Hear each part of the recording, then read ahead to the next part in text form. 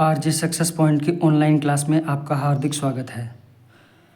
आज हम भारत का प्राचीन इतिहास के बारे में पढ़ेंगे, यानी एंशिएंट हिस्ट्री के बारे में।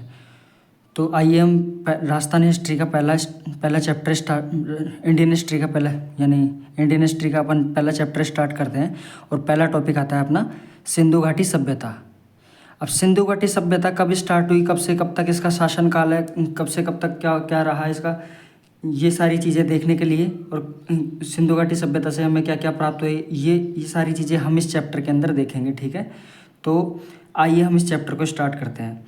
तो सिंधु घाटी सभ्यता की उत्पत्ति 2600 BC पूर्व से मानी गई है। ठीक है, अब ये 2600 BC पूर्व क्या होता है, यानी सिंधु, पहला टॉपिक हम डालते हैं सिंधु घाटी सभ्यता। क्या सिंधु घाटी सभ्यता, ठीक है, हमारा पहला टॉपिक क्या है, सिंधु घाटी सभ्यता। अब इस सिंधु घाटी सभ्यता का टाइम पीरियड कब से कब तक माना जाता है, तो सिंधु घाटी सभ्यता का टाइम पीरियड है 2600 BC से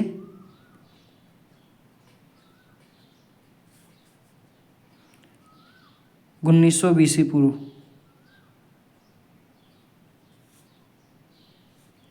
ठीक है, तो 2600 से 1900 BC पूर्व का टाइम पीरियड माना जाता है सिंधु घाटी सभ्यता का। अब ये BC क्या होता है, हमारे पास दो टर्म आएंगी, एक तो BC और एक AD। इनका क्या मतलब होता है, BC होता है ईसा पूर्व, ईसा यानी ईसा मसीह के जन्म के पहले की बात, यानी ईसा मसीह के पूर्व। ठीक है, यानी उससे पहले, ईसा से पहले। ठीक है, उसके बाद इसे बोलते हैं ईसा के बाद में, यानी ईसा के बाद। ठीक है, तो 2600 BC यानी ईसा के जन्म से 2600 वर्ष पूर्व। ठीक है, और 1900 ईसा पूर्व के बीच का शासनकाल होता है सिंधु घाटी सभ्यता का शासनकाल। ठीक है, इस टाइम पीरियड के बीच में। ठीक है, तो अपन एंशिएंट हिस्ट्री के टॉपिक्स के बारे में स्टडी करेंगे। तो शुरू में हम पढ़ते हैं इंडस वैली सिविलाइजेशन, यानी कि सिंधु घाटी सभ्यता। सिंधु घाटी सभ्यता का इंग्लिश में बोलते हैं इंडस वैली सिविलाइजेशन। तो इसका टाइम पीरियड है 2600 से BC से 1900 BC पूर्व का। ठीक है, और उसके बाद अपना शासनकाल आता है, उसके क्रम बाई क्रम पढ़ेंगे। पहला टॉपिक का मैंने हेडिंग डाल दी। ठीक है, सिंधु घाटी सभ्यता के बारे में। तो अपन पहले सिंधु घाटी सभ्यता के बारे में पढ़ते हैं। ठीक है, तो सिंधु घाटी सभ्यता में क्या था कि मतलब इसकी उत्पत्ति कैसे हुई, मतलब कि इसे किसने खोजा।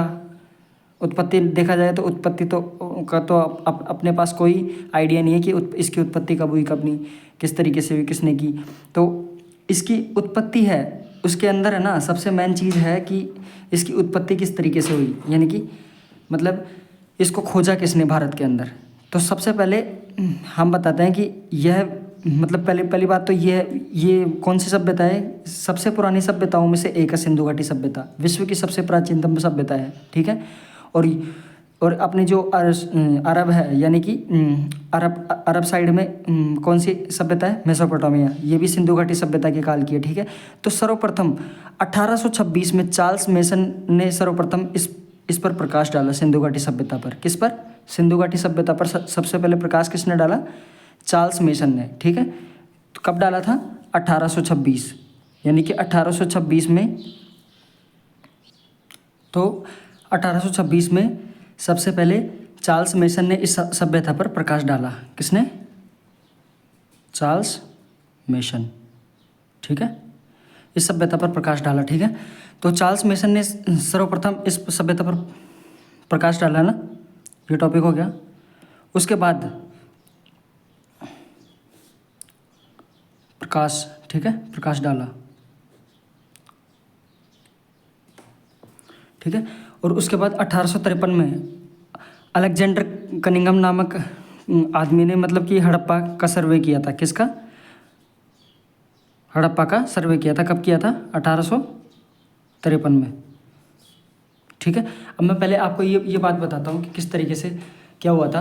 तो सबसे पहले 1826 में इस सिंधु घाटी सभ्यता के प्रकाश के चिन्ह डाला था चार्ल्स मेसन ने। चार्ल्स मेसन ने जैसे प्रकाश डाला, तो चार्ल्स मेसन ने जैसे प्रकाश डाला उसके बाद 1853 के अंदर अलेक्जेंडर कनिंघम नाम का एक आदमी था जिसने हड़प्पा का सर्वे किया था। यानी कि हड़प्पा में उसने सर्वे किया, तो उसके बाद 1856 में सर जॉन बर्टन और विलियम बर्टन दो आदमी थे जो लाहौर से कराची के मध्य रेलवे लाइन बिछा रहे थे, है ना। तो उन्होंने अनजाने में हड़प्पा की ईंटों का प्रयोग कर लिया, ठीक है। 1856 की बातें हैं, ठीक है। तो 1856 में अलेक्जेंडर कनिंघम ने दूसरी बार हड़प्पा का सर्वे किया। पहली बार तो कब किया था? 1853 में, और दूसरी बार किया था 1856 में, ठीक है। और 1856 में करने के बाद, ठीक है, तो उसके बाद 1861 है उसके अंदर भारतीय पुरातत्व विभाग यानी ASI की स्थापना हुई कि ये मतलब कि इन खुदाई वगैरह जैसे सिंधु घाटी सभ्यता का सर्वे करने के लिए। तो जैसे ASI की स्थापना की, जैसे कोई भी पुरातात्विक स्थल आते हैं तो उसकी खुदाई की ना, ठीक है, उसकी स्थापना की। तो भारतीय पुरातत्व विभाग की स्थापना हुई, ठीक है। और उस टाइम जो गवर्नर जनरल था वो कौन था? लॉर्ड कैनिंग, ठीक है। और अलेक्जेंडर कनिंघम को क्या बनाया गया? ASI का जनक कहा जाता है। यानी कि इसी के टाइम पे, इसी के कहने पे 1861 में मतलब कि गवर्नर जनरल लॉर्ड कैनिंग ने इस ASI की स्थापना की और अलेक्जेंडर कनिंघम के कहने पे, ठीक है। तो ASI का जनक किसे कहते हैं? अलेक्जेंडर कनिंघम, ठीक है। तो 1861 में ASI की स्थापना हुई यानी भारतीय पुरातत्व विभाग, ठीक है। और उसके बाद 1921 की बात आती है जब सर जॉन मार्शल ने दयाराम साहनी को हड़प्पा का उत्खनन करने के लिए नियुक्त किया। और उस सर जॉन मार्शल ने ही राखलदास बनर्जी को मोहनजोदड़ो का उत्खनन करने के लिए नियुक्त किया, ठीक है। और 1924 के अंदर सर जॉन मार्शल ने सिंधु घाटी सभ्यता और हड़प्पा सभ्यता, मतलब सिंधु घाटी सभ्यता को ही हड़प्पा सभ्यता की घोषणा कर दी। यानी कि दोनों को, मतलब कि हड़प्पा भी सिंधु घाटी सभ्यता के अंदर आ गई और मोहनजोदड़ो भी, मतलब कि मोहनजोदड़ो भी है ना इन सिंधु घाटी सभ्यता के अंदर आ गई। कब? 1924 के अंदर, ठीक है। तो अब इन पॉइंट्स को अपन नोट कर लें, ठीक है, ठीक है। तो लिखो 1826 में चार्ल्स मेसन ने सर्वप्रथम प्रकाश डाला इस सिंधु घाटी सभ्यता पर, ठीक है। और 1853 में अलेक्जेंडर कनिंघम ने हड़प्पा का सर्वे किया। हड़प्पा का सर्वे किसने किया था? सबसे पहले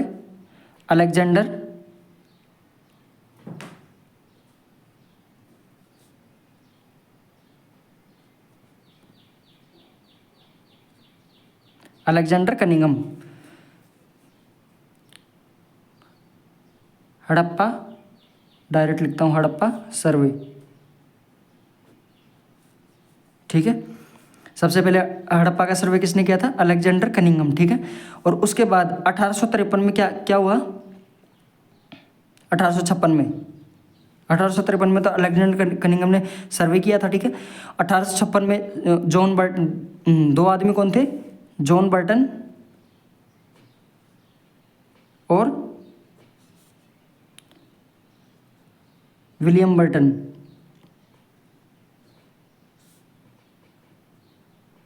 ठीक है। ये क्या कर रहे थे? लाहौर से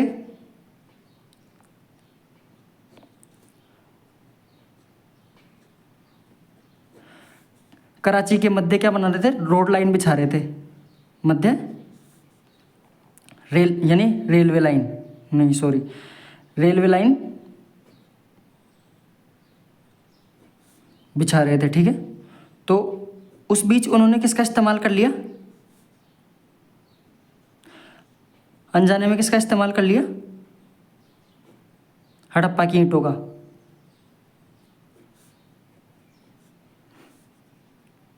ईंटों का प्रयोग कर लिया, ठीक है। तो ये बात अलेक्जेंडर कनिंघम को पता चली, ठीक है, कि हड़प्पा में की पुरानी ईंटों का इस्तेमाल किया गया है, ठीक है, कच्ची ईंटों का इस्तेमाल किया गया है, ठीक है। तो ध्यान रखना है कच्ची ईंटें हैं, ठीक है। तो कच्ची ईंटों का इस्तेमाल किया गया, ठीक है, ठीक। तो कच्ची ईंटों का जैसे इस्तेमाल किया गया तो ये बात फिर अलेक्जेंडर कनिंघम को पता चली। तो 1856 में ही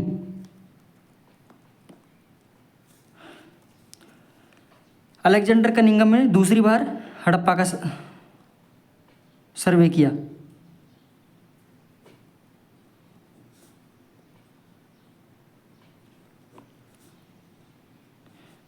सेकंड बार सर्वे।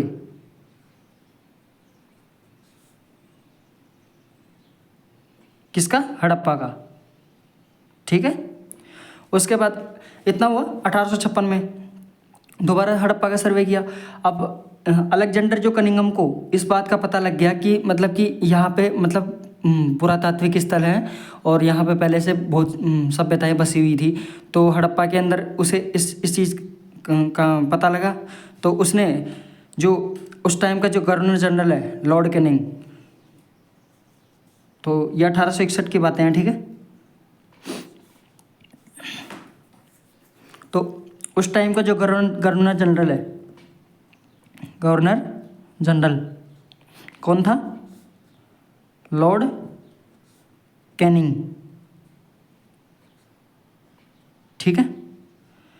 कैनिंग से उसने बात की, गवर्नर जनरल कैनिंग से। ठीक है। और गवर्नर जनरल कैनिंग ने फिर उसके बाद एएसआई की स्थापना की। ठीक है। एएसआई, इसका पूरा नाम क्या है? भारतीय पुरातत्व विभाग। ठीक है। एक एएसआई की स्थापना की। ठीक है। तो एएसआई की स्थापना होने के बाद, और अब एएसआई का जनक किसे कहेंगे? मतलब लॉर्ड कैनिंग ने इस एएसआई की स्थापना कर दी। ठीक है। और किसके कहने पर की? Alexander Cunningham. तो इस एएसआई का जनक किसे कहते हैं?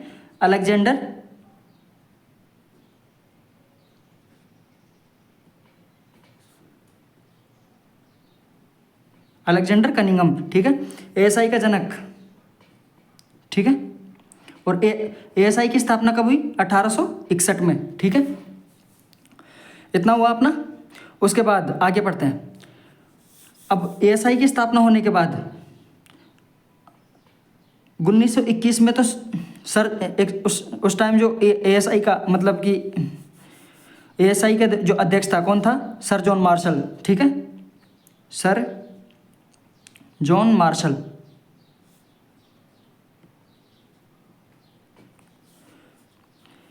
इन्होंने मतलब दयाराम साहनी नामक एक आदमी था,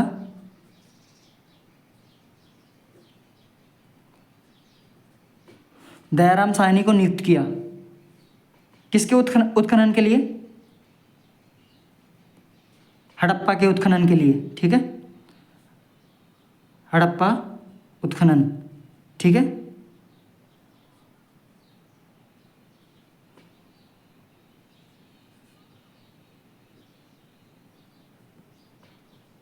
ठीक है। ठीक है। अब एग्जाम में कई बार क्वेश्चन आ जाता है कि हड़प्पा सभ्यता के उत्खननकर्ता कौन थे? तो दयाराम साहनी 1921 में ठीक है हड़प्पा उत्खनन करने के लिए नियुक्त किया। किसको? दयाराम साहनी को। उसके बाद 1922 ने इन्हीं सर जॉन मार्शल ने, यानी इन्होंने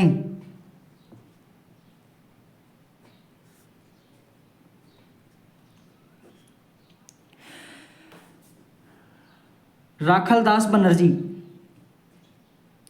को नियुक्त किया मोहनजोदड़ो के लिए उत्खनन के लिए। ठीक है। राखालदास बनर्जी। ठीक है। मोहनजोदड़ो।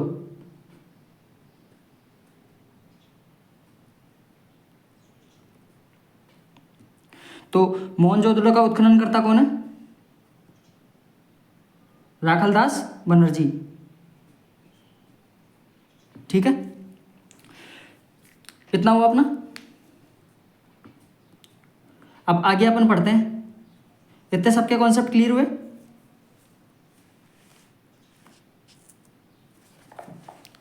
राखालदास बनर्जी को नियुक्त किया। ठीक है। यहाँ से वापस पढ़ लेते हैं, कोई दिक्कत नहीं है, स्क्रीन में दिखाई नहीं दिया। तो 1856 में अलेक्जेंडर कनिंघम ने सेकंड बार सर्वे किया हड़प्पा का। ठीक है। 1861 में गवर्नर जनरल कौन था? Lord Canning. तो इसने किसकी स्थापना की? एएसआई की स्थापना की। किसके कहने पे? अलेक्जेंडर कनिंघम के कहने पे। ठीक है। तो इसे अलेक्जेंडर कनिंघम को क्या कहते हैं, एएसआई का जनक, यानी एएसआई का पूरा नाम क्या है, भारतीय पुरातत्व विभाग, ठीक है। 1921 में सर जॉन मार्शल ने दयाराम साहनी को नियुक्त किया हड़प्पा का उत्खननकर्ता के रूप में, ठीक है। और 1922 में सर जॉन मार्शल ने राखलदास बनर्जी को नियुक्त किया मोहनजोदड़ो का उत्खनन करने के लिए, ठीक है। तो 1921 और 22 के अंदर एएसआई का अध्यक्ष कौन था, सर जॉन मार्शल, ठीक है। किन दो व्यक्तियों को नियुक्त किया, दयाराम साहनी और राखलदास बनर्जी। दयाराम साहनी किसके उत्खनन करता थे, हड़प्पा के, और राखलदास बनर्जी किसके, मोहनजोदड़ो के, ठीक है। अब उसके बाद 1924 में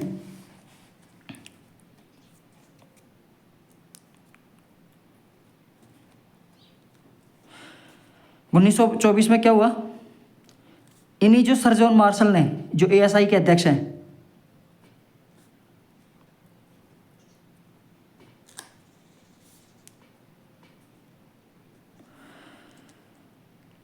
सिंधु घाटी सभ्यता,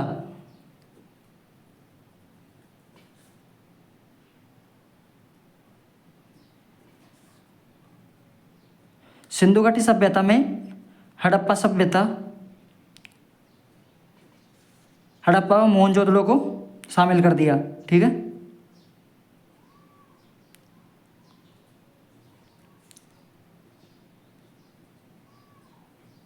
ठीक है, इतना समझ में आया। आगे चले, ये सबका नोट हुआ। तो चलो आगे चलते हैं अपन।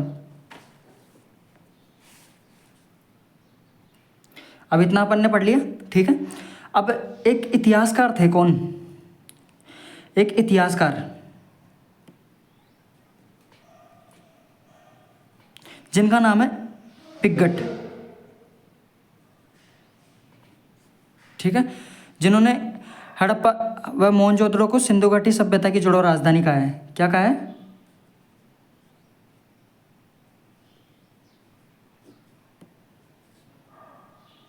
हड़प्पा व मोहनजोदड़ो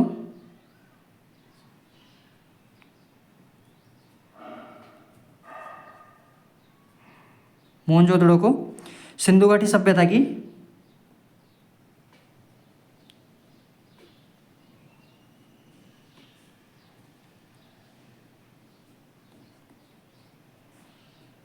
जुड़वा राजधानी, ठीक है, राजधानी का है, ठीक है। अब इतना अपना कंप्लीट हुआ। अब उसके बाद अपन पढ़ते हैं कि सिंधु घाटी, इतना तो ये अपने नॉर्मल बेसिक जानकारी थी सिंधु घाटी सभ्यता के बारे में, ठीक है। इतना अपना हुआ कंप्लीट।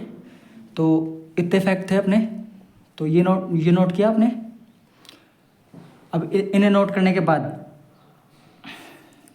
अपन इसका सिंधु घाटी सभ्यता का विस्तार देखते हैं कि सिंधु घाटी सभ्यता का विस्तार कितना था, कि कहाँ से कहाँ तक फैली हुई थी सिंधु घाटी सभ्यता। तो आइए अपन विस्तार के बारे में पढ़ते हैं कि सिंधु घाटी सभ्यता का विस्तार क्या था, ठीक है। तो स्टार्ट करते हैं सिंधु घाटी सभ्यता का विस्तार।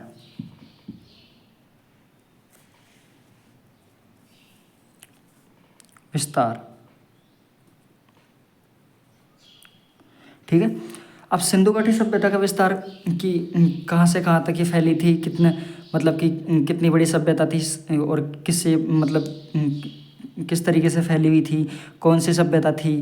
तो ये सारे दिमाग में हमारे क्वेश्चन बन रहे होंगे, तो इसके बारे में विस्तार में पढ़ेंगे, ठीक है। तो सिंधु घाटी सभ्यता है ना, ये विश्व की सबसे बड़ी सभ्यता थी, ठीक है, क्योंकि ये लगभग 13 लाख किलोमीटर स्क्वायर क्षेत्र में फैली हुई थी, ठीक है।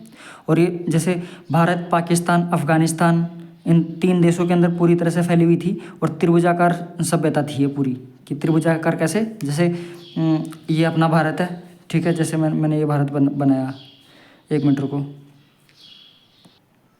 तो ये भारत, पाकिस्तान, अफगानिस्तान 3 देशों के अंदर फैली हुई थी, ठीक है। और ये त्रिभुजाकार सभ्यता भी बोलते थे इसको, क्योंकि ये पाकिस्तान, अफगानिस्तान, इंडिया के अंदर फैली हुई थी। देखो त्रिभुजाकार स्ट्रक्चर बन रही है इसकी, है ना। और एक ये कांस्ययुगीन सभ्यता थी, यानी कि तांबा युगीन सभ्यता थी, ठीक है।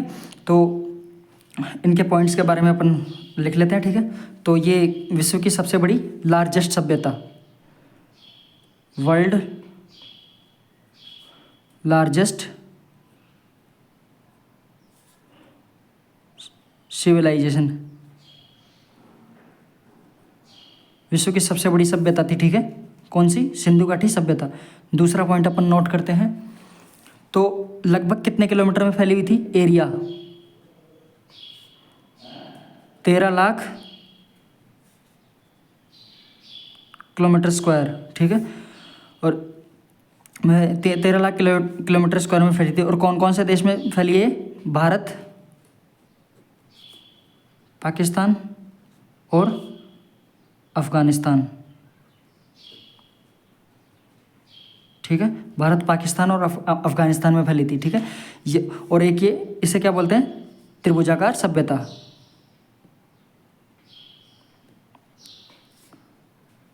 सभ्यता, ठीक है। और कैसी सभ्यता है? तो कांस्ययुगीन सभ्यता। इतना हुआ अपना, ठीक है। और इसका विस्तार किस तरीके से है? तो ये इसे समझने के लिए अपन इस तरीके से बनाते हैं, ठीक है। तो इसकी जो पूर्वी राजधानी थी, मतलब सिंधु घाटी सभ्यता की, वो सबसे पूर्वी राजधानी थी आलमगीर। कौन सी? आलमगीर, जो कहाँ है? वर्तमान में यूपी के अंदर। और यहाँ पे कौन सी नदी थी आलमगीर के पास में? हिंडन नदी, इधर से, ठीक है। और दक्षिण के अंदर दैमाबाद,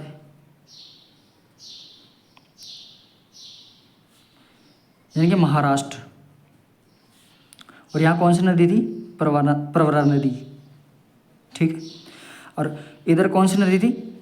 इधर इधर कौन सी राजधानी थी?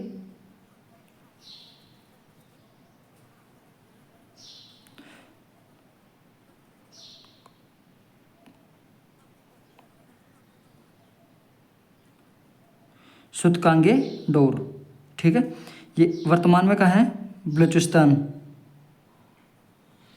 पाकिस्तान का ही भाग है अभी बलूचिस्तान, उसके अंदर है, ठीक है। इधर से कौन सी नदी थी? दास्क नदी, पाकिस्तान का सबसे पश्चिमी भाग है, ठीक है, ठीक है। और उत्तर में थी मांडा राजधानी, जो कश्मीर है, वर्तमान में कहाँ है? कश्मीर में, ठीक है। और यहाँ कौन सी नदी है? चिनाब, इसे तो आप जानते ही होंगे, ठीक है। और ये अपने बीच में सिंधु घाटी सभ्यता, हड़प्पा सभ्यता और मोहनजोदड़ो, ठीक है। तो इतना अपन ने पढ़ा। उसके बाद अपन आगे बढ़ते हैं। ये सबने देख लिया, ठीक है। अब अपन आगे बढ़ते हैं कि सिंधु घाटी सभ्यता के बारे में कि उसका काल कब से कब तक था, और उसके स्थल कौन कौन से थे, उनके बारे में अपन विस्तार से वर्णन करते हैं। तो अब अपन स्टडी करते हैं काल के बारे में कि सिंधु घाटी सभ्यता का काल कब से कब तक था, ठीक है। तो सिंधु घाटी की सभ्यता का काल,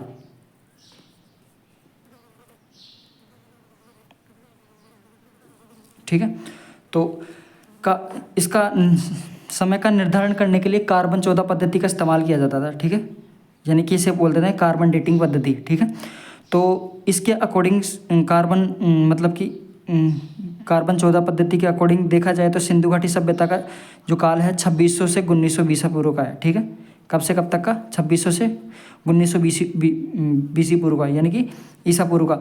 तो यानी ये जो फैक्ट है, ये तो नई एनसीईआरटी का अकॉर्डिंग है। यानी एक मिनट को मैं बताता हूँ आपको। इसका कालक्रम किसके अकॉर्डिंग निर्धारित किया गया? समय का निर्धारण किसके अनुसार किया गया? समय का निर्धारण कौन सी पद्धति थी? कार्बन 14 पद्धति, ठीक है, ठीक है। कार्बन 14 पद्धति के अकॉर्डिंग निर्धारित की गई, ठीक है। तो कार्बन 14 पद्धति के अकॉर्डिंग इसका शासनकाल है 2600 से 1900 बीसी, यानी ईसा पूर्व, ठीक है। और ये फैक्ट है जो नई एनसीईआरटी के अकॉर्डिंग है, यानी कि जो अभी नई एनसीईआरटी आई है ना, उसके अकॉर्डिंग है ये वाला फैक्ट, ठीक है। तो और वैसे देखा जाए तो पुरानी एनसीईआरटी के अकॉर्डिंग जो इसका जो फैक्ट था वो 2350 से 1750 बीसी पूर्व का है, ठीक है, पुरानी एनसीईआरटी, ठीक है। और अपन को ये याद रखना है, मेनली ज़्यादातर एग्जाम में यही आता है, ठीक है, फैक्ट। और सारगोन अभिलेख के अनुसार इसका कालक्रम है 3250 से 2750 ईसा पूर्व, ठीक है। कौन सा अभिलेख के अनुसार? सारगोन अभिलेख, अब ये सारगोन अभिलेख कब का है, इसके बारे में बाद में पढ़ेंगे। सारगोन इसके काल के बारे में बताया नहीं गया कि मतलब इसका जो मतलब इसका मतलब इसका निर्माण कब हुआ था। तो सारगोन अभिलेख में लिखा गया है कि 3250 से 2750 ईसा पूर्व का, ठीक है। और ये सारगोन अभिलेख कहाँ पे है, महाराष्ट्र में, ठीक है। अब अपन पढ़ते हैं कि अपन को ये फैक्ट याद रखना है बस इसमें से कि इसका सिंधु घाटी सभ्यता का कालक्रम 2600 से 1920 ईसा पूर्व यानी BC, ठीक है। तो इसके बाद अपन ने इतना पढ़ा। अब अपन इसके स्थल के बारे में जानते हैं कि सिंधु घाटी सभ्यता के कौन कौन से स्थल थे, पुरातात्विक स्थल, ठीक है। तो इनके स्थलों के बारे में पढ़ते हैं, ठीक है। तो सिंधु घाटी सभ्यता के स्थल थे हड़प्पा, मोहनजोदड़ो। और पहले अपन हड़प्पा और मोहनजोदड़ो के बारे में पढ़ते हैं अच्छे से, ठीक है, क्योंकि ज़्यादातर क्वेश्चन इनसे बनते हैं। ये क्योंकि ये मोहनजोदड़ो की मतलब कि सिंधु घाटी सभ्यता की इंपॉर्टेंट राजधानियाँ थी। कौन कौन सी, हड़प्पा और मोहनजोदड़ो। तो अपन इसमें से पहले पढ़ते हैं हड़प्पा के बारे में कि हड़प्पा से हमें क्या क्या प्राप्त हुए। तो हड़प्पा, तो सबसे पहले अपन इसकी स्थिति देखेंगे कि इसकी हड़प्पा की स्थिति कहाँ है, ठीक है। इसकी स्थिति, तो इसकी स्थिति है अपना जो मोंटगोमरी जिला है, पाकिस्तान में है वर्तमान में, मोंटगोमरी जिला वर्तमान में कहाँ है, पाकिस्तान, ठीक है। और वर्तमान में पाकिस्तान में, और ये कौन से जिले के अंदर है, तो साहिवाल जिले के अंदर।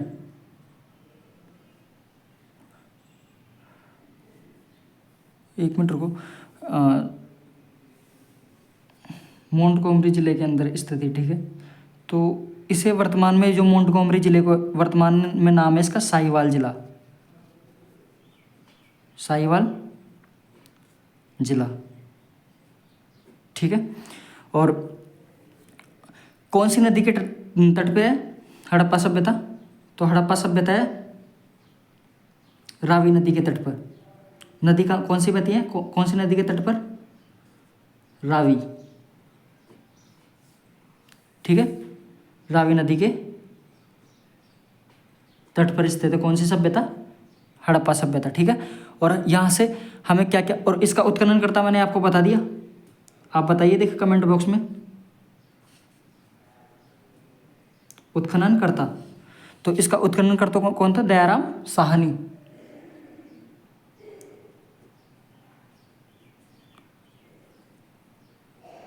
ठीक है। उत्खनन करता कौन था इसका, दयाराम साहनी। और यहाँ से हमें क्या क्या प्राप्त हुए, तो यहाँ से क्या प्राप्त हुए, तो इसके बारे में पढ़ते हैं, क्या प्राप्त हुए।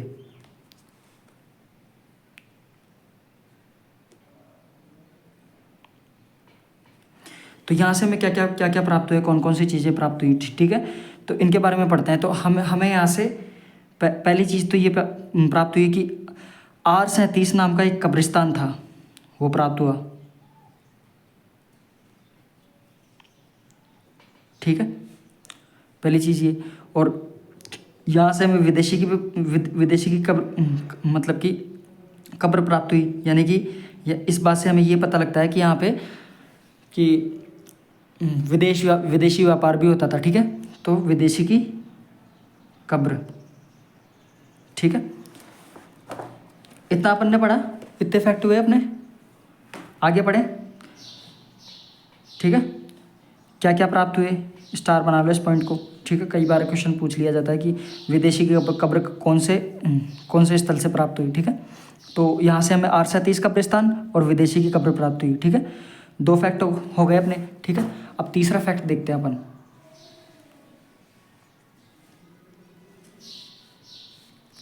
ठीक है। अब तीसरा फैक्ट अपन देखते हैं कि यहाँ से और हमें क्या क्या प्राप्त हुआ। तो यहाँ से हमें एक इक्का गाड़ी प्राप्त हुई। क्या, इक्का गाड़ी, ये एक तरीके से बैलगाड़ी की तरह होती है, ठीक है, जिसे हाथों से ही चलाया जाता है, ठीक है, मतलब कि आदमी ही चलाता है इसे, ठीक है। तो इक्का गाड़ी प्राप्त हुई। और यहाँ से एक श्रृंगार पेटिका प्राप्त हुई, यानी उस टाइम के लोग श्रृंगार भी करते थे, ठीक है। यहाँ से श्रृंगार पेटी प्राप्त हुई, ठीक है। और स्वास्तिक का निशान भी प्राप्त हुआ। अभी स्वास्तिक क्या होता है?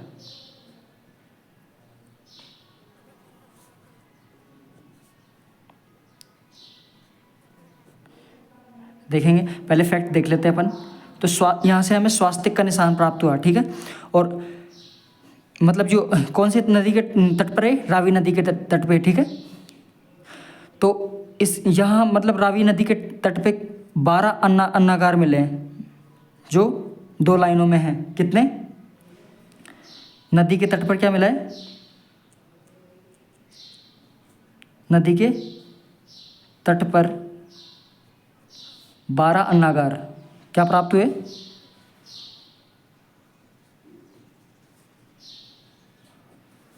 अन्नागार प्राप्त हुए हैं जो 2 लाइनों में है। कितने लाइनों में? 2 लाइनों में, ठीक है। उसके बाद यहाँ से हमें और क्या क्या प्राप्त हुआ? तो यहीं से हमें अनाज साफ करने का चबूतरा मिला है। क्या मिला है? अनाज साफ करने का चबूतरा।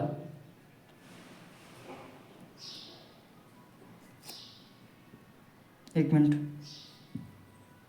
अनाज साफ करने का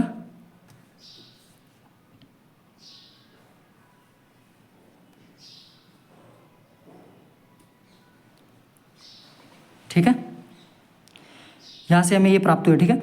और अब यहाँ से अनाज साफ करने का चबूतरा, उसके बाद और क्या फैक्ट है?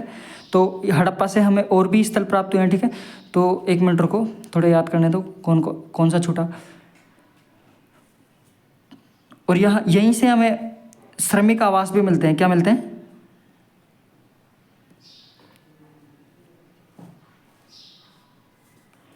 श्रमिक आवास, ठीक है।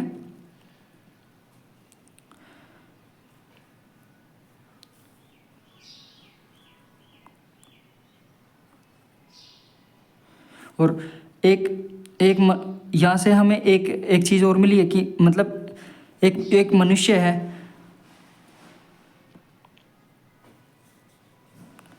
उसके जो मृत्यु मतलब शव है, मतलब कि शव के साथ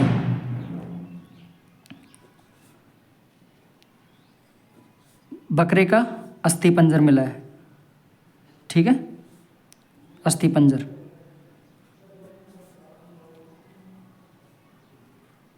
तो हमें यहाँ से क्या क्या प्राप्त हुए? तो यहाँ से हमें पहली बात तो हड़प्पा की स्थिति कैसी है? तो हड़प्पा मोंटगोमरी जिले में स्थित है, ठीक है। वर्तमान में साहिवाल जिले में है, ठीक है। और रावी नदी के तट पर स्थित है हड़प्पा, ठीक है। उत्खननकर्ता कौन है? दयाराम साहनी, ठीक है। R37 कब्रिस्तान यहाँ से प्राप्त हुआ है, ठीक है। विदेशी की कब्र प्राप्त हुई है, इक्का गाड़ी प्राप्त हुई है, श्रृंगार पेटिका प्राप्त हुई है, स्वास्तिक के निशान प्राप्त हुए हैं, ठीक है। और नदी के तट पर 12 अन्नागार मिलते हैं जो 2 लाइनों में 2 लाइनों में, ठीक है। और अनाज साफ करने का चबूतरा मिलता है, ठीक है। और श्रमिक आवास भी मिले हैं, ठीक है। एक मनुष्य के शव के साथ बकरे का अस्थि पंजर प्राप्त हुआ है, ठीक है। यहाँ से हमें ये सारी चीज़ें प्राप्त हुई, ठीक है। कहाँ से? हड़प्पा से, ठीक है। अब आपके दिमाग में ये क्वेश्चन बन रहा होगा, स्वास्तिक क्या होता है? स्वास्तिक का निशान क्या होता है? अपन ने ये स्ट्रक्चर देखी कभी?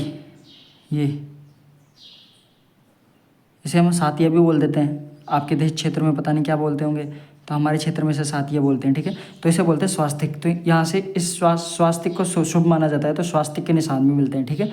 तो हमने ये पढ़ लिया हड़प्पा स्थल, पहला स्थल अपन ने कंप्लीट कर लिया। तो अपन दूसरा पढ़ते हैं मोहनजोदड़ो, ठीक है। यहाँ से अपन ने सारे फैक्ट पढ़ लिए। तो दूसरा स्थल आता है अपना मोहनजोदड़ो,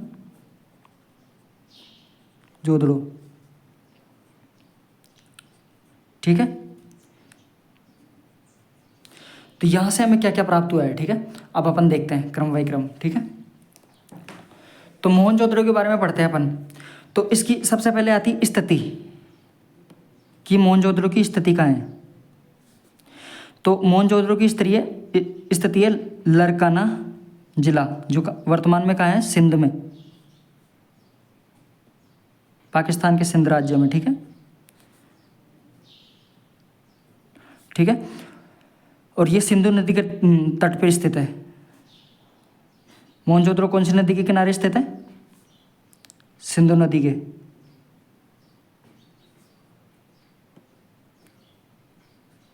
ठीक है, सिंधु नदी के तट पे स्थित है, ठीक है। उत्खननकर्ता कौन है इसके, बताया था मैंने, तो राखलदास बनर्जी, ठीक है। और मोहनजोदड़ो का शाब्दिक अर्थ क्या है, शाब्दिक अर्थ क्या होता है मोहनजोदड़ो का, तो मोहनजोदड़ो का शाब्दिक अर्थ है मृतकों का टीला।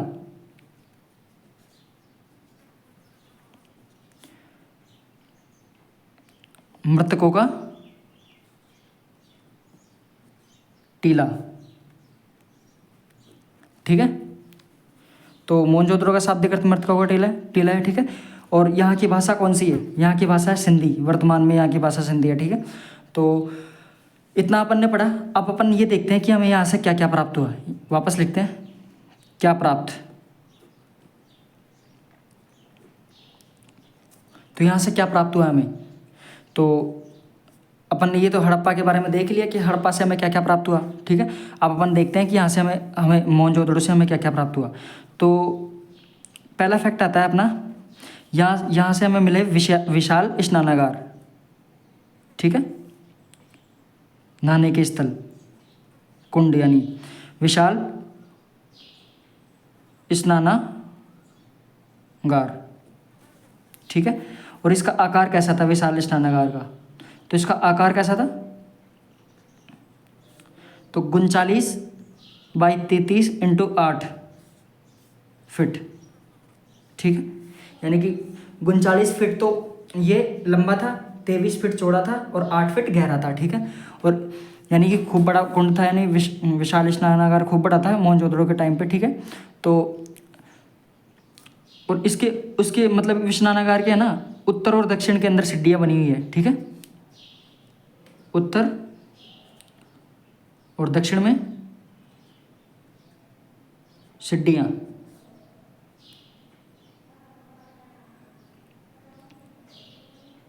ठीक है। और इस पे उत्तर और दक्षिण में क्या बनी हुई है, सीढ़ियाँ भी बनी हुई है, ठीक है, ठीक है। और इस जो विशाल स्नानागार है इस पे किसका लेप किया गया है, तो बिटुमिनस का लेप किया गया है, ठीक है, लेप बिटुमिनस का,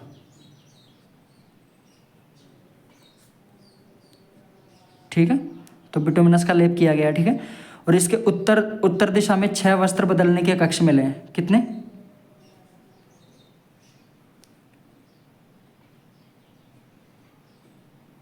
विशाल स्नानागार के उत्तर में 6 वस्त्र बदलने के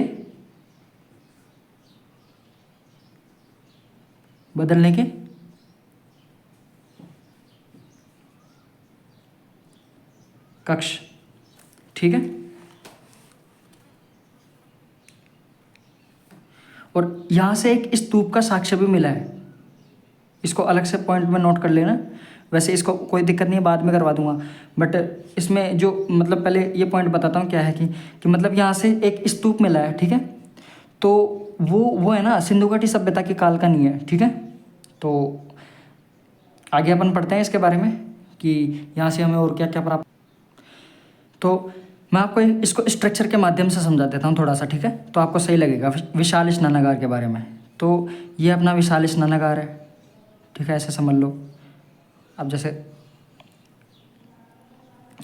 ठीक है, 39x23 और बाई 8 फीट, ठीक है, ये समझ लो आप। तो उत्तर और दक्षिण, जैसे ये उत्तर है ये दक्षिण दिशा है, ठीक है।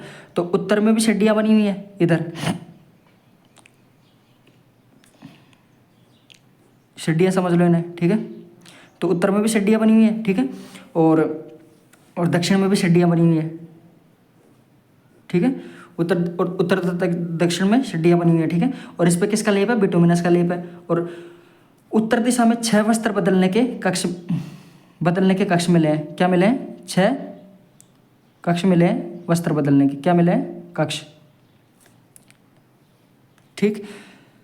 और कितना अपन ने पढ़ लिया, और 3 बरामदे मिले हैं, 1 मिनट रुको, और यहाँ 3 तरफ बरामदे भी मिले हैं, यानी कि 3 तरफ, एक तो इधर, एक इधर और एक इधर, ठीक है। तो 3 तरफ बरामदे, इधर बना लो इसे, ठीक है, समझने के लिए। तीन तरफ बरामदे भी मिले हैं, ठीक है, ठीक है। और इन बरामदों के पीछे कई कक्ष भी बने हैं, मतलब कि इन बरामदों के पीछे कक्ष भी बने हुए हैं, ठीक है, जैसे छोटे छोटे कक्ष हैं, ठीक है। तो इनके पीछे छोटे छोटे कक्ष हैं, समझने के लिए काफ़ी हैं, ठीक है। तो ये मैंने बना दिए कक्ष, ठीक है।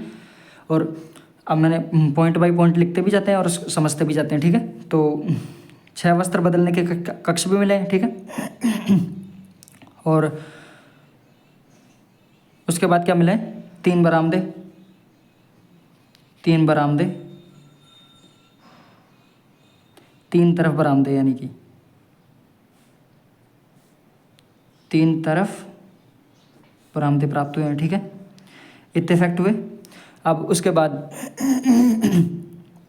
बरामदे के जो पीछे है, बरामदे के पीछे कई कक्ष भी बने हैं, ठीक है, कई कक्ष प्राप्त हुए हैं, ठीक है। तो और जलापूर्ति के लिए एक कुआं भी बना हुआ है यहाँ पे कुआं, ठीक है, जलापूर्ति के लिए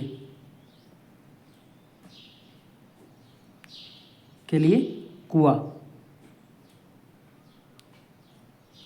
ठीक है। और सिड्डियों के साक्ष्य भी प्राप्त हुए, सिड्डियाँ मैंने बता दिए, सिड्डियों के साक्ष्य,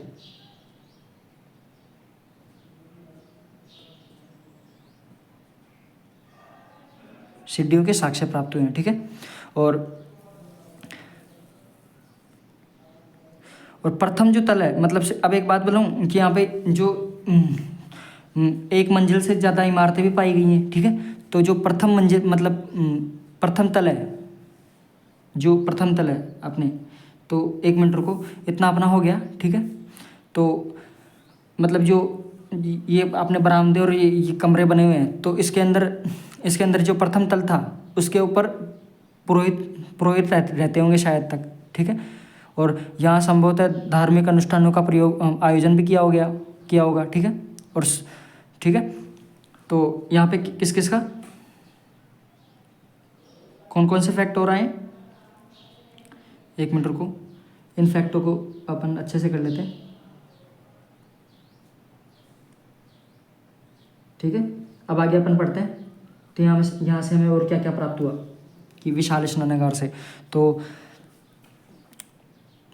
प्रथम तल पर कौन रहते थे, प्रथम तल पर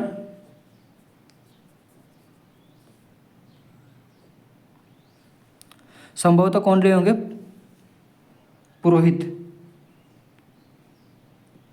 रहते थे, ठीक है। संभावना है इस चीज़ की कि मतलब कि शायद रहे होंगे, संभावना, ठीक है। अब और जब पुरोहित रहते होंगे तो यहाँ पे धार्मिक अनुष्ठानों का आयोजन भी हुआ होगा, तो धार्मिक अनुष्ठानों का आयोजन, ठीक है, धार्मिक अनुष्ठानों का आयोजन भी हुआ होगा, ठीक है। और इतने फैक्ट अपने कंप्लीट हुए, ठीक है। और जो अपना जो विशाल स्नानागार है, विशाल स्नानागार के बारे में सर जॉन मार्शल ने एक पॉइंट बताया, मतलब एक चीज़ बताई थी कि ये तात्कालिक समय की आश्चर्यजनक इमारत है। तो सर जॉन मार्शल ने क्या कहा इसके बारे में, सर जॉन मार्शल,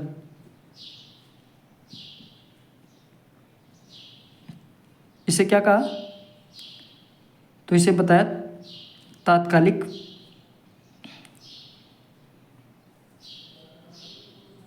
समय की आश्चर्यजनक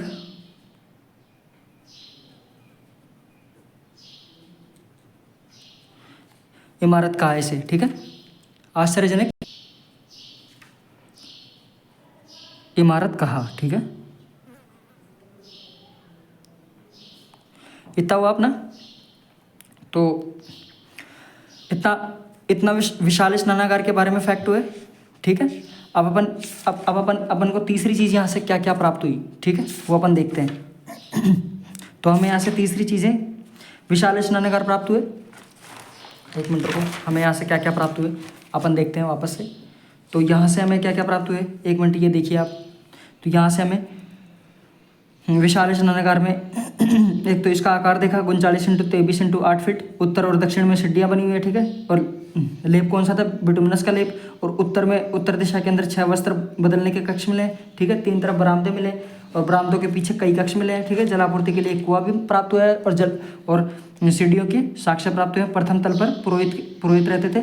सब संभावना है कि पुरोहित रहने की, मतलब प्रथम तल पर शायद पुरोहित रहे होंगे। और जब पुरोहित रहते थे तो धार्मिक अनुष्ठानों का आयोजन हुआ होगा। और सर जॉन मार्शल ने जो विशाल स्नानागार है उस इमारत को क्या कहा, तत्कालीन समय की आश्चर्यजनक इमारत कहा, ठीक है। ये अपने फैक्ट हुए, विशाल स्नानागार के बारे में पढ़ लिए। अब इसके बारे में अगला फैक्ट पढ़ते हैं कि हमें और क्या क्या प्राप्त हुआ है यहाँ से सिंधु घाटी सभ्यता से। तो सिंधु घाटी सभ्यता से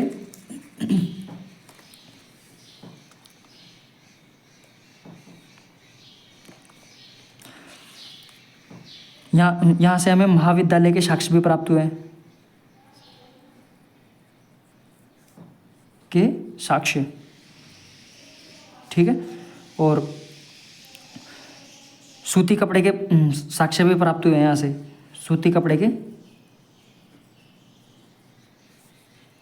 साक्ष्य। हाथी का कपालखंड भी पाया गया है यहाँ से।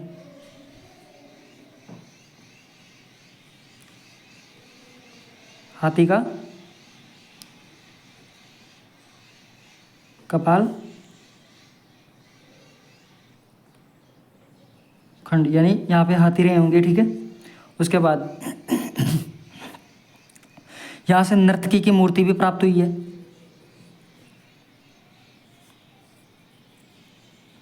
नर्तकी की मूर्ति जो किस अवस्था में है, जो ध्यान की अवस्था में, ठीक है, अवस्था में पाई गई है, ठीक है। और छठा हमसे हमें यहाँ से क्या क्या प्राप्त हुआ है, एक मिनट रुको, ये गलत फैक्ट लिख लिया अपन ने। मतलब नर्तकी की मूर्ति प्राप्त हुई है और जो किसकी बनी है ये फैक्ट था, सॉरी गलती से दिमाग से स्किप हो गया, ठीक है। तो नर्तकी की मूर्ति किसकी बनी है, धातु की बनी। और वो किस अवस्था में,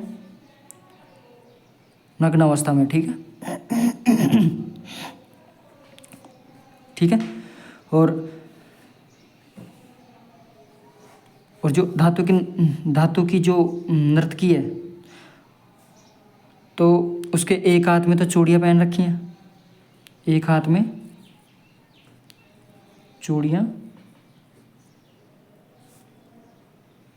पहने हुए, ठीक है।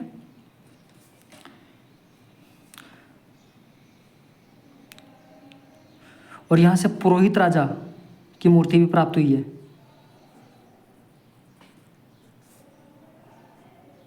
मूर्ति जो किस अवस्था में, ये थी ध्यान की अवस्था में, ठीक है, ध्यान की अवस्था में, ठीक है। मैं सोच रहा कि नर्तकी ध्यान की अवस्था में कैसे होगी, वो तो डांस करने की स्टाइल में होगी ना, ठीक है। तो पुरोहित राजा की मूर्ति ध्यान की अवस्था में, ठीक है। तो इतना हुआ अपना। और इस मूर्ति के ऊपर मतलब इसने एक तो मतलब ऐसा बताते हैं या फिर मतलब कि ऊपर से मतलब ज़्यादा बड़ी प्राप्त नहीं हुई, बस सर की मूर्ति, पुरोहित राजा की मूर्ति प्राप्त हुई है। तो सर के ऊपर ऐसे बताते हैं कि मतलब पुरोहित राजा ने शॉल ओढ़ रखी है जिस पर कशीदाकारी हो रखी है। तो एक पॉइंट ये हो गया कि इसने शॉल ओढ़ रखी है। तो इस पर क्या हो रखी है, इस पर कशीदाकारी हो रखी है, ठीक है, कशीदाकारी, यानी कि उस टाइम पे ये भी है, ये भी कह सकते हैं कि कशीदाकारी होती थी कपड़ों पे। तो उस टाइम के लोग थोड़े डेवलप भी थे, यानी कि ये जो सभ्यता थी डेवलप सभ्यता थी क्योंकि कपड़ों के ऊपर कशीदाकारी हो रखी है, ठीक है। तो इतने हुए अपना। तो यहाँ से अब सातवां फैक्ट क्या मिला है यहाँ से, मतलब सातवीं चीज़ क्या मिला है, तो यहाँ से हमें मेसोपोटामिया की मोहर भी मिली है। क्या? मेसोपोटामिया की मोहर, ठीक है, मेसोपोटामिया की मोहर मिली है। तो इसका मतलब ये है कि इनके जो व्यापारिक संबंध थे तो वो अंतर्राष्ट्रीय थे, यानी विदेशी व्यापार था, ठीक है। और ये भी है कि मेसोपोटामिया जो सभ्यता थी, जो सिंधु घाटी सभ्यता के समकालीन थी, ठीक है, ठीक है, इसी के समय पे। तो और यहाँ से हमें घोड़े के दांत भी प्राप्त हुए हैं, घोड़े के दांत, एवं शंख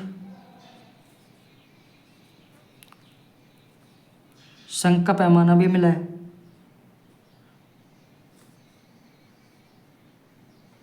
यानी स्केल,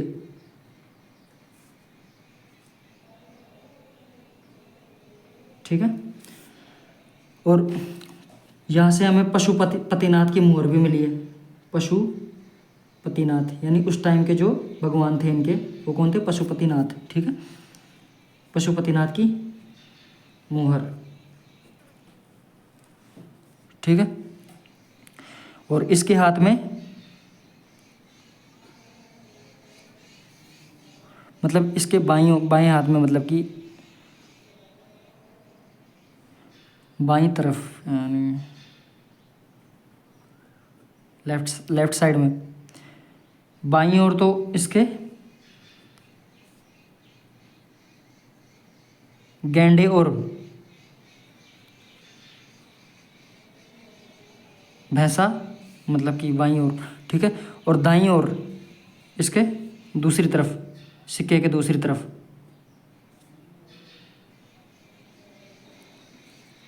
क्या मिला? चीता और 2 हिरण, ठीक है, 2 हरिण प्राप्त हुए, ठीक है। और एक यहाँ पे 2 फैक्ट और हैं, उन्हें नोट में लिख लीजिए, ठीक है। यहाँ से हमें किसी भी कब्रिस्तान के साक्ष्य प्राप्त नहीं हुए, जबकि अपने जो हड़प्पा सभ्यता थी उसमें कब्रिस्तान के साक्ष्य मिले हैं, ठीक है। तो यहाँ से हमें, यहाँ से कब्रिस्तान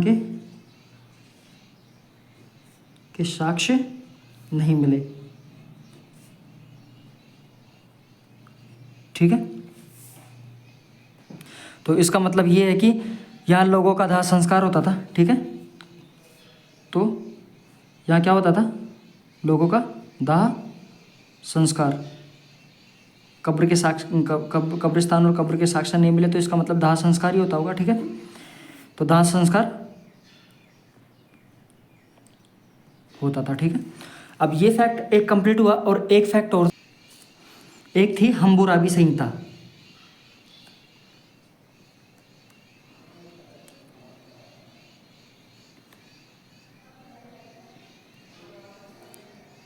हम्बुराबी संहिता ये विश्व की है ना, विश्व की सबसे प्राचीनतम आचार संहिता है, आचार संहिता। तो इतना अपना कंप्लीट हुआ, अपन ने इतना पढ़ा, ठीक है। इतने फैक्ट थे अपने पास, तो ये तो नोट के फैक्ट है, ठीक है। और ये अपन ने जो क्या कहते हैं, मतलब हड़प्पा और सिंधु घाटी सभ्यता के बारे में पढ़ लिया, ठीक, ठीक है। तो इसके नोट्स मैं PDF के फॉर्म में डाल दूँगा, कमेंट बॉक्स में आप चेक कर लेना, ठीक है, डिस्क्रिप्शन, ठीक, ठीक है। तो अगला स्थल है इसका लोथल। कौन सा स्थल है? लोथल।